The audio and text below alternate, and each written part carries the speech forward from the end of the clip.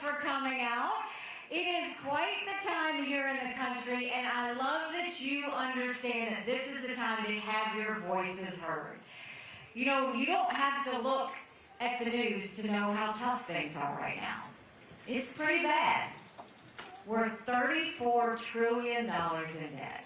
We're having to borrow money just to make our interest payments. China owns some of that debt. And for the first time, we're paying more in our interest payments than we are in our defense budget. You know who pays attention to that? Russia, China, and Iran. And I would love to tell you that Joe Biden did that to us. And he has sent us down this mission creep of socialism that's dangerous, that has to stop. But I've always spoken in hard truth, and I'm going to do that with you today. Donald Trump and our Republicans did that to us too. You go back and look at the $2.2 trillion COVID stimulus bill that they passed with no accountability, that's now expanded everybody on welfare. We have 80 million Americans on Medicaid, 42 million Americans on food stamps. That's a third of our country. And did Republicans try and make it right? No. They doubled down and opened up pet projects and earmarks for the first time in 10 years, pushing through 7,000 of them last year. In the 2024 appropriations budget, Republicans put in $7.4 billion worth of pet projects. Democrats put in $2.8 billion. Now you tell me who the big spenders are. All while 1 in 6 American families can't afford their utility bill. 60% of Americans are living paycheck to paycheck. 50% of American families can't afford diapers. Something's got to give. And that's why I think it is time that we finally had an accountant in the White House.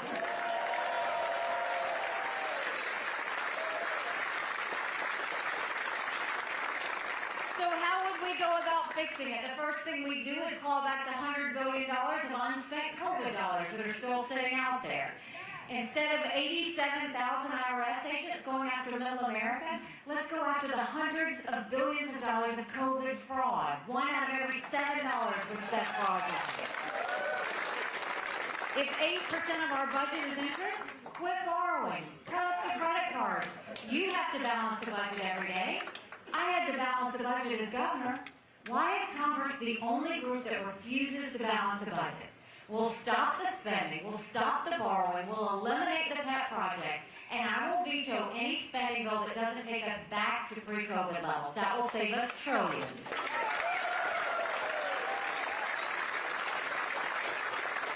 And then we're going to take as many federal programs as we can and send them down to the states. That will dramatically reduce the size of the federal government, and it will empower people on the ground. Think education, think healthcare, think welfare, think mental health. If we cut the strings and sent those down, then instead you've got people closer to the ground making the decisions on how those funds are used than Washington, D.C. bureaucrats. And then we want to open up the middle class. The rich are getting richer and the poor are getting poorer. That's why we want to cut taxes on the middle class and simplify the brackets. We want to eliminate the federal gas and diesel tax in this country. And we want to make small business tax cuts permanent.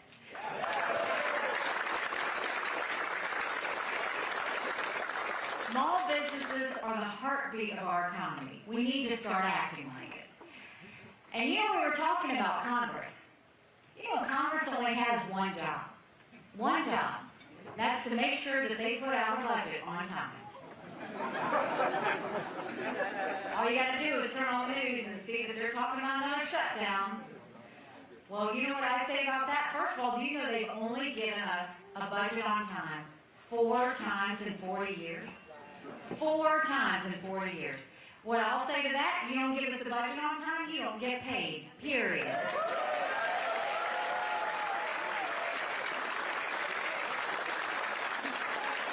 Don't you think it's finally time we had term limits in Washington, D.C.?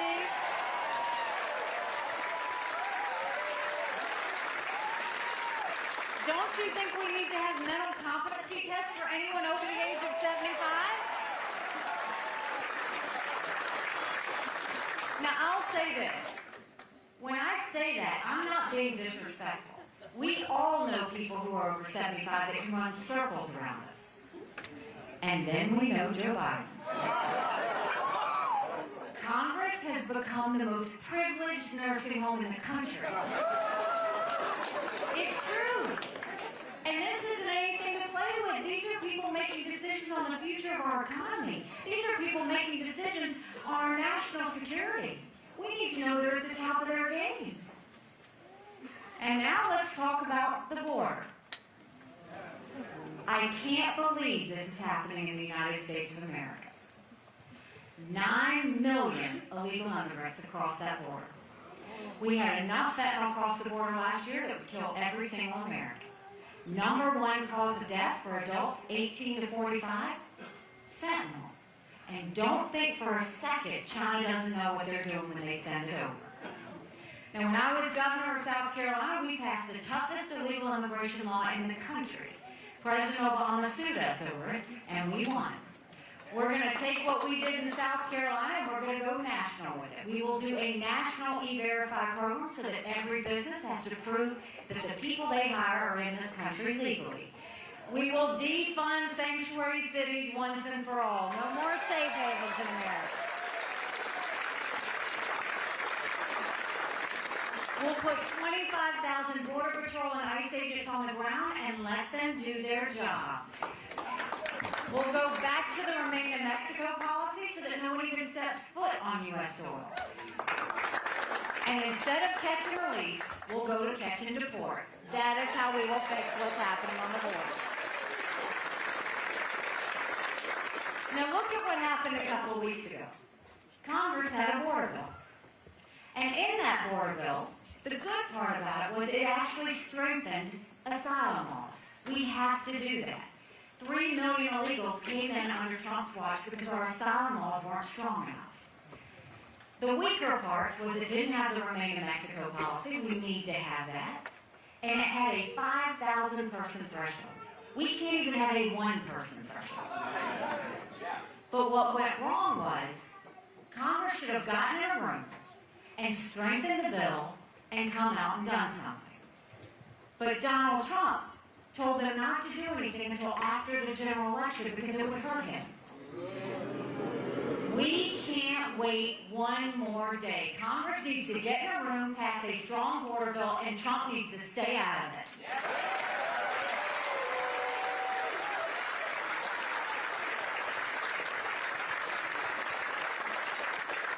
And you know, I was told, and I've been watching in the news, y'all had a lot of conversations about abortion. And this is what I'll tell you. I respectfully don't think the fellas know how to talk about it. When it comes to an issue like this, it is personal for every woman and every man. And it needs to be dealt with respectfully. Now let's look at how this happened. Prior to 1973, you had 46 state laws on abortion. And in 1973, you had unelected justices throw out the 46 state laws and say abortion anytime, anywhere, for any reason. I think the wrong was made right when the unelected justices said they shouldn't have done it and they put it back in the hands of the people.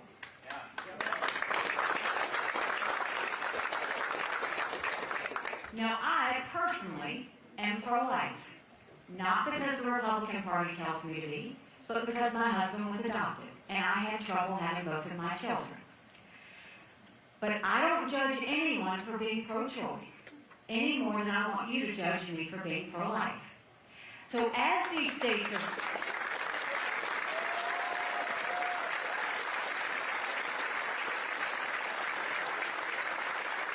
So as these states are voting, some of them have gone more pro-life. I welcome that. Some have gone more pro-choice. I wish that wasn't the case, but the people decided, and I respect that. The conversation that we've had is, should there be a federal law? And what bothers me is no one is telling you the truth. The only way to have a federal law on abortion is you have to have a majority of the House, 60 Senate votes, and a signature of a president. We haven't had 60 Republican senators in over 100 years. We might have 45 pro-life senators. So no Republican president can ban abortions any more than a Democrat president can ban these state laws. So what can we do? We need to find consensus. Can't we agree to ban late-term abortions? Can't we agree to encourage adoptions and good quality adoptions? Can't we agree that doctors and nurses who don't believe in abortion shouldn't have to perform them? Can't we agree that contraception should be accessible?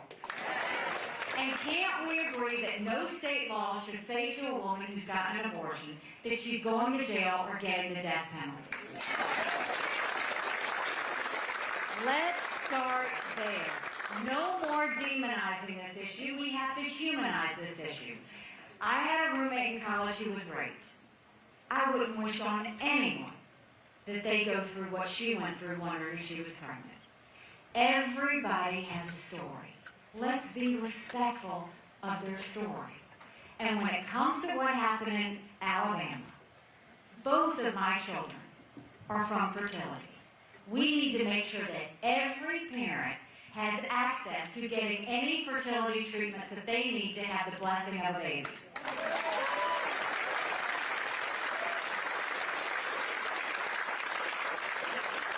And the decisions of what happens to those embryos should be strictly between the parents and the doctor, no one else.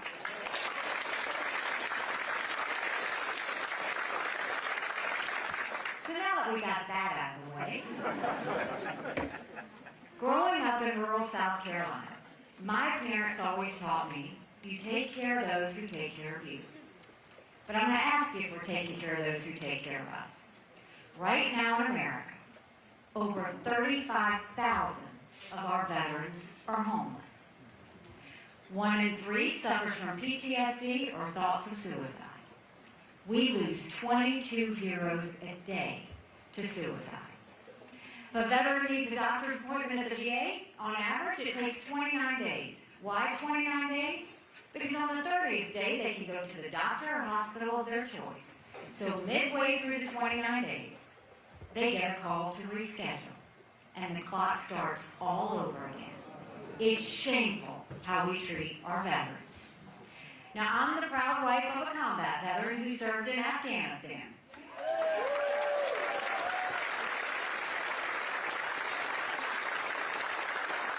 And when Michael came home to us, that was a lot of prayers answered. But that was the easy part. When we got home, life got harder. Michael couldn't hear loud noises. He couldn't be in crowds. Life had passed him by for the year that he was gone, and the transition was tough. We can't just love our men and women when they're gone. We gotta love them when they come back home, too.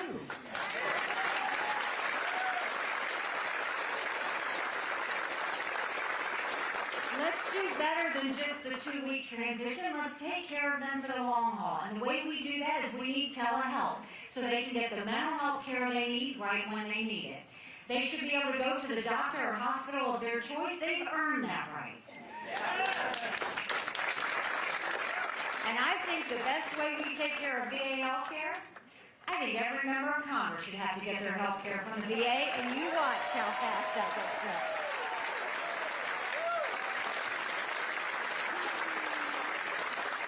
It'll be the best health care you've ever seen, guaranteed.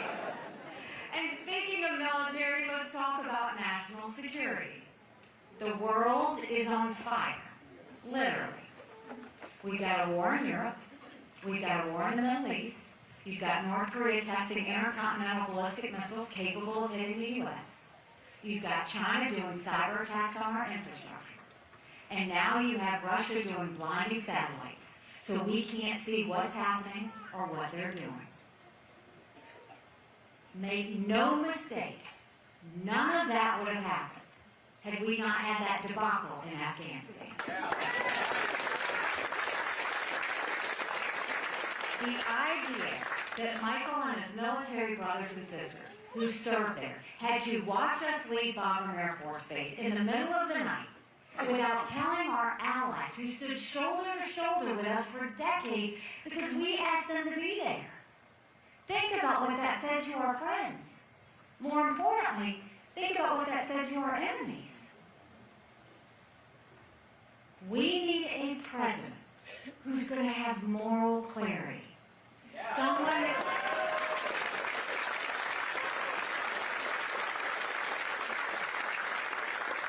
who knows the difference between right and wrong, who knows the difference between good and bad. And this is the time when I was at the UN, I told countries what America was for and what America was against. I didn't care if they didn't like me, but I wanted them to respect America. And you look at what Trump said 2 weeks ago in South Carolina. He went and said that he would encourage Putin to invade our allies.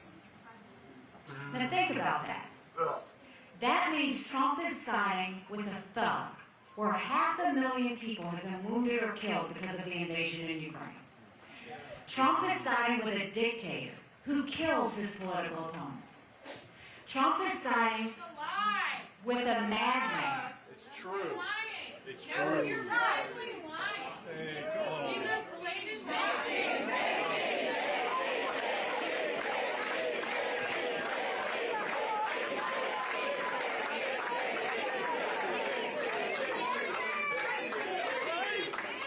You're right on,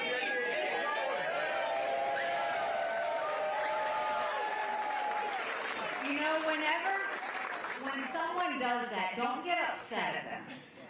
Because my husband and his military brothers and sisters sacrifice every day for her right to be able to do that.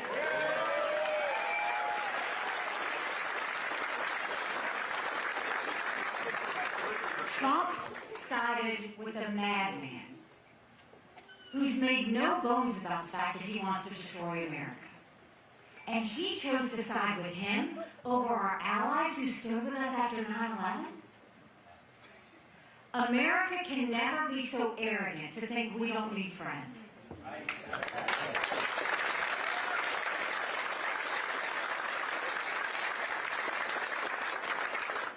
When we start focusing on strength, when we start focusing on making sure that the enemies know that we're back, that's when we will start to see peace again.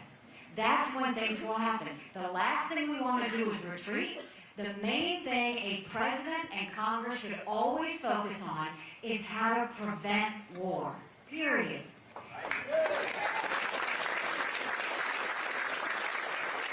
Preventing war and keeping Americans safe should be our #1 priority. So we know what to do with national security. We know what to do with domestic policy. But now let's talk about the politics of all of it and what you in Virginia are going to do about it. Because this is a decision between, do we want more of the same or do we want a new direction? More of the same is not just Joe Biden. More of the same is Donald Trump. And I want to make it clear, this is not personal for me. I voted for Donald Trump twice. I was proud to serve America in his administration. But the reality is, chaos follows him. And we can't be a country in disarray and a world on fire and go through 4 more years of chaos. We won't survive it.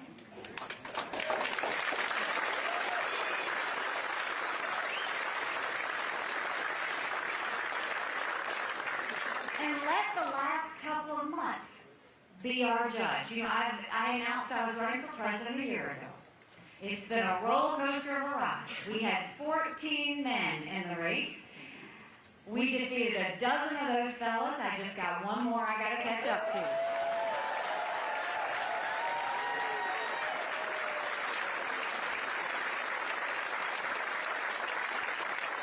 And the day of the New Hampshire election, Trump had said that I was going to be down by 35 points, and we got 43% of the vote. And he literally was unhinged. I don't know if you saw it. He was unhinged. All he did was talk about revenge and my dress. And the next day he said anybody who supports her is barred permanently from MAGA.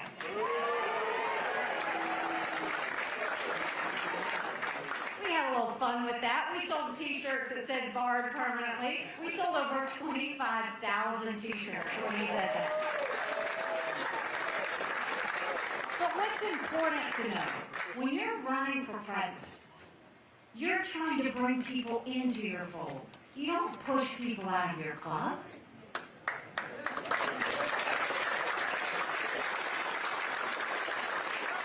And then the next day, he tried to get the RNC to name him the presumptive nominee. No, we don't anoint kings in this country. We have elections, and we let the people's voices be heard.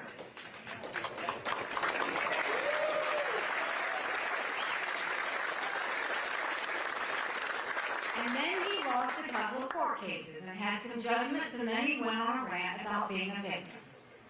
My whole point in saying all of that is at no point did he talk about the American people. At no point did he talk about the fact that we're $34 million in debt. At no point did he talk about the fact that only 31% of 8th graders in our country are proficient in reading. At no point did he talk about the lawlessness on the border. At no point did he talk about what's happening in our cities. At no point did he talk about the wars around the world. All he did was talk about himself. And that's the problem, because it's not about him. It's about the American people.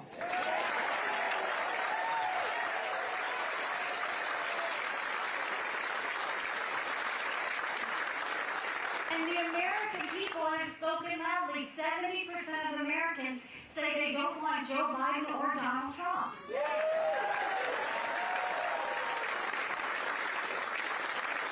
60% of Americans have said Joe Biden's too old and Donald Trump's too old to run for president.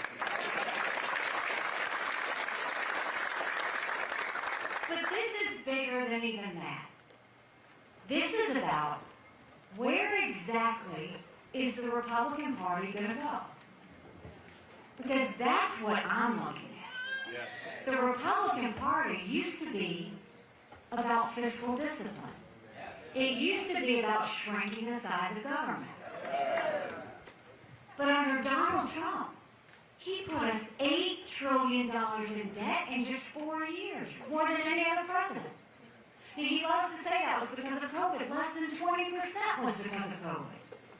He didn't clean any of the agencies. He didn't shrink government. He grew it. And now what's happened? You see the Republicans are following suit by opening up those pet projects. And then it used to be that the Republican Party believed in peace through strength.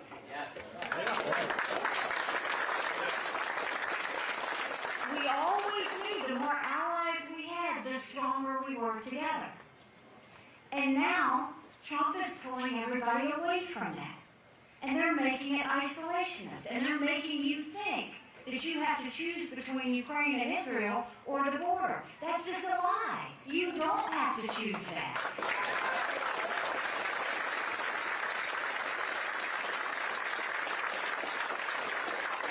And then you look at what he's doing with the actual party organization itself.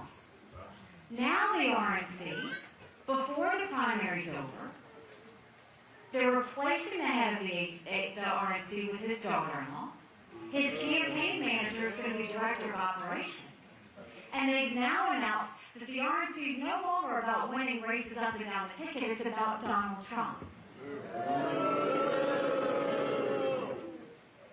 Now, he has spent $60 million of his campaign contributions on personal court cases.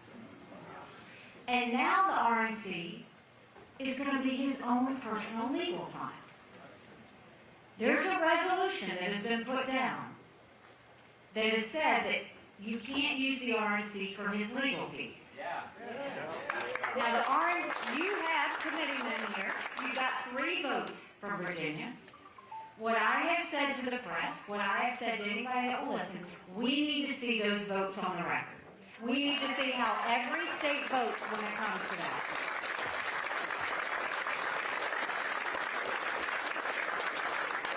And we also need to acknowledge that all we have done under Donald Trump is lose. We lost in 2018, we lost in 2020, we lost in 2022. Even a couple of weeks ago, we lost a vote on Israel. We lost a vote on the border.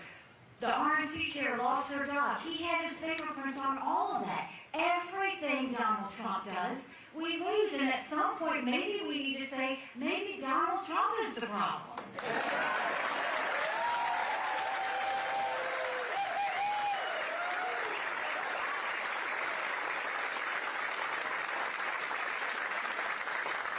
And everybody in the media is trying to figure out, why does she keep fighting? Why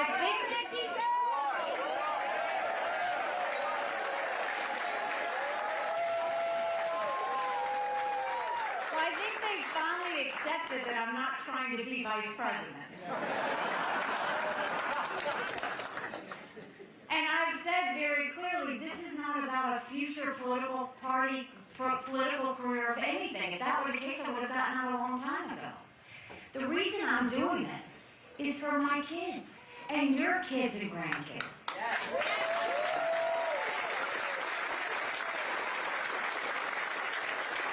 Look at the younger generation. Look at what they went through. I'm looking at some here. They went through COVID, which was traumatic for them. Then they see this $34 trillion in debt. They get that they're going to have to do something with that and that they're going to be responsible. They're worried about finding a job. They're worried about how they're going to make ends meet. They don't ever see a possibility of owning a home. And they worry about wars breaking out. And all of that is under the tent in America that's anger and division and hatred. And then we want to know why there's so much stress, anxiety, and depression from them? They don't deserve that. Our kids deserve to know what normal feels like.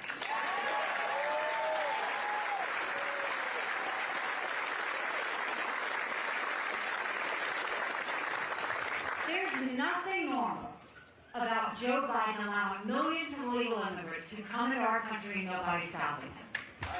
There's nothing normal about Joe Biden caring more about gender pronouns than whether our kids can read them.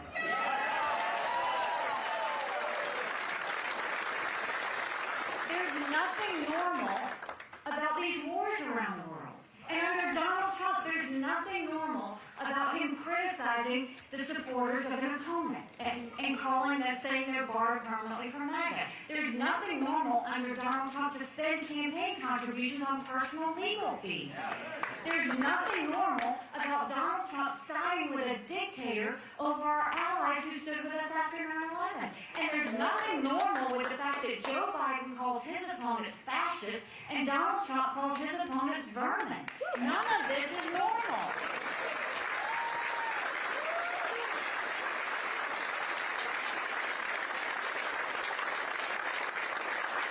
Can you imagine, just for a second, imagine a country where we can sit down at the dinner table and not have a political fight. Imagine a country where you can go to work and say what you think and not worry about being demoted. Imagine a country where we can strongly disagree and not hate each other over it.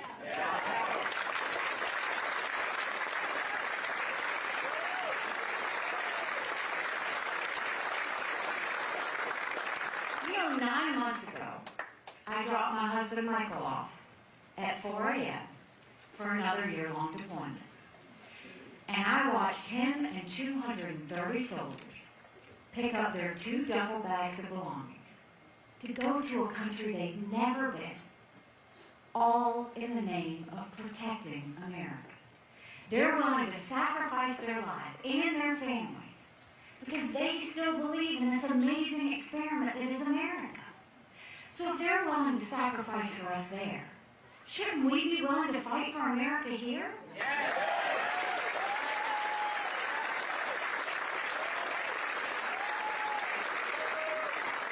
Because we have a country to save. But in order to save her, it takes a lot of courage. Courage from everybody here. Courage from me to run. And courage for every one of you to know. Don't complain about what happens in a general election if you don't vote in this primary. It matters.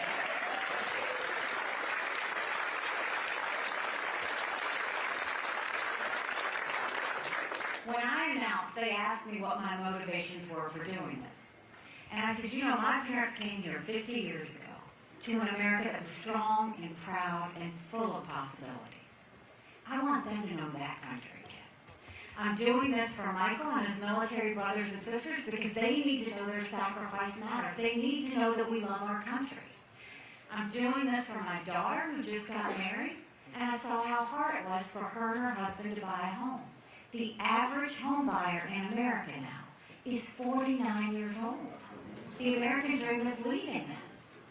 And I'm doing this for my son, who's a senior in college, and I'm tired of watching him write papers of things he doesn't believe in just to get an A. That's not us. That's not America.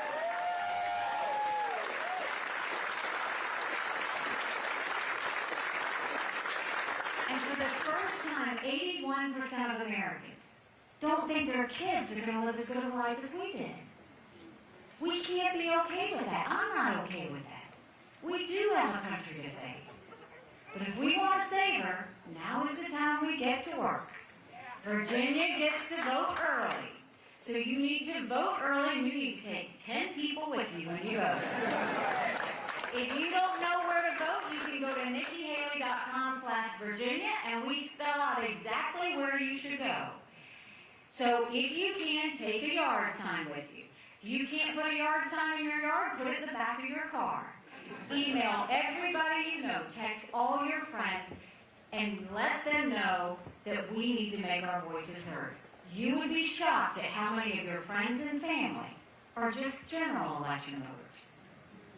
I want you to give them a message from me. In a general election, we're given a choice. In a primary, we make our choice.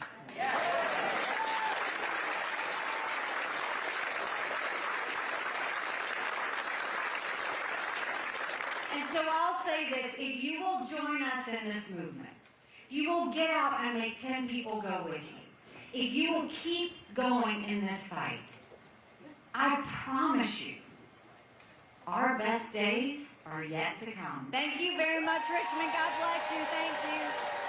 Thank you so much. God bless you. Thank you.